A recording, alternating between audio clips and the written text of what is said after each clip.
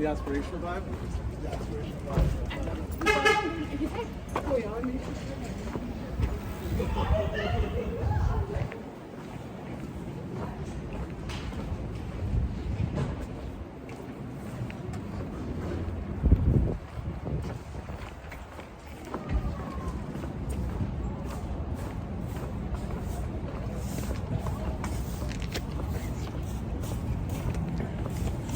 Marks?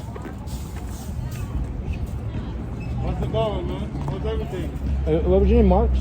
Yeah, yeah. Eli. Yeah, how's it going, man? Good, good. I cleaned up some leaves. It looks good in there.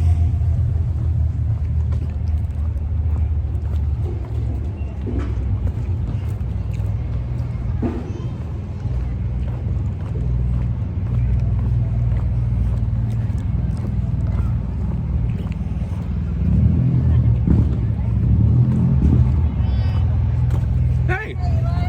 Good. How you doing?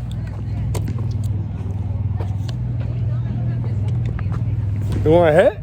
That's alright. I got extra. I got bad shoes on. Yeah? You go barefoot. I go barefoot all the time. Oh my god. You got socks, don't you?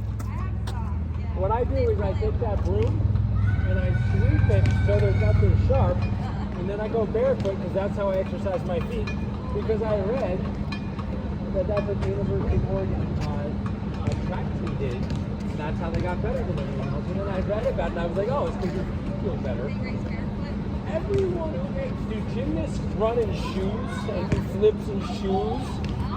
Fighters fight in shoes? No, your feet are better at moving than shoes. I promise you. Unless you have a sticky floor. I was a modern dancer. So Yeah, well, find me a sticky floor around I here. used to have to. I have Is this sticky? Is this it's sticky? slippery. Yeah, it might like that's why you need your feet. All right, this guy has a match tonight. This guy. I'm playing the guy who was the #1 player in the country when I was growing up, and he played at Williams, and he's friends with one of my very good friends. I've known him for years, and we've never played. And he's the highest rated player in my age group in the country. Wow.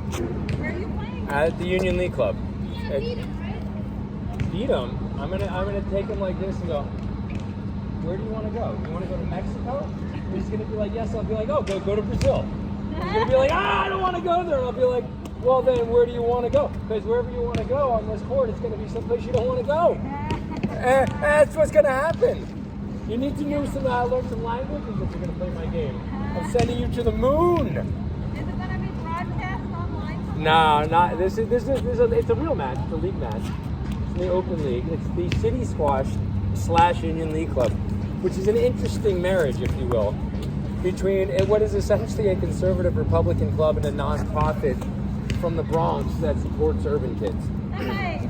Let's go figure. Well, you know, I figured we needed a little action, you know. Let's do it.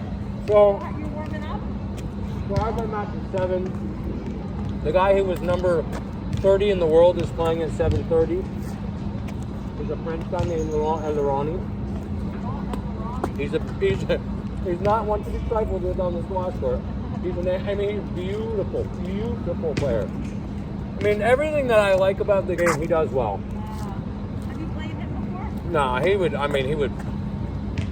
say, oh, you like Mexico? You like Tijuana? Okay, I know a guy there who cuts your limbs off to keep you alive while he doesn't make sure you feel it like they're still there. That's how sick he is, man. He's a true sadist. I love it. And then he's playing our ringer, who's a Canadian named Carter Robitaille. Carter was I think he was the #1 Canadian junior growing up.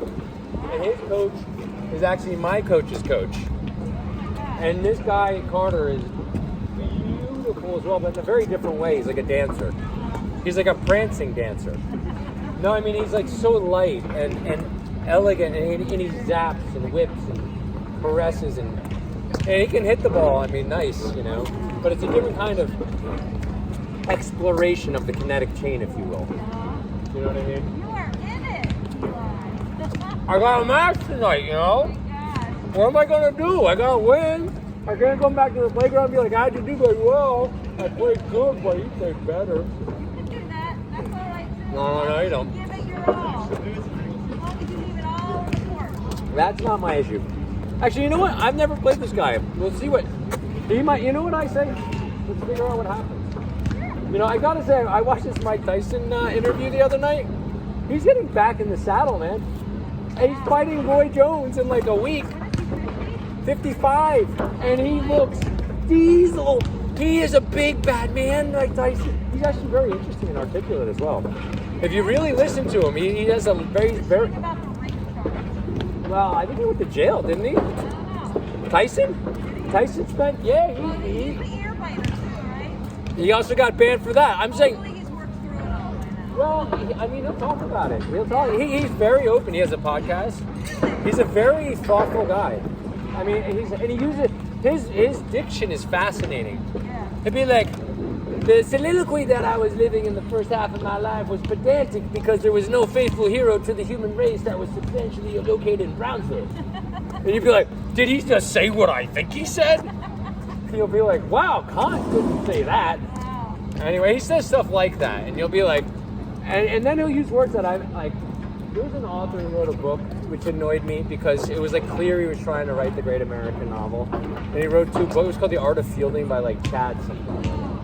And it got all these rave reviews, and I read it, but there was one problem with it, and like 3 or 4 times he used a word that I had never seen, or even had been like accustomed to, maybe like potentially in some way, shape, or form. So I looked them up, and it was like, you know what?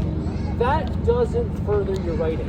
That one word takes away from even the prospect of this being the great American novel, because it's so pompous and arrogant to think that anyone could flow through this writing and stay present with that word there. Right? And it didn't mean enough in terms of its particular significance or its oneness, singularity, or uniqueness, that it was such that it needed to be there. That's the mark of a striver, not a great American. I don't know. You know what's interesting is my coach's mom is an editor, and I'm gonna let you guys run, but she said this to him once. She said, John, if you're trying to sound clever, cut it out. Yeah, exactly. Cut it out. Like, but if you're trying to be smart or clever or witty, it's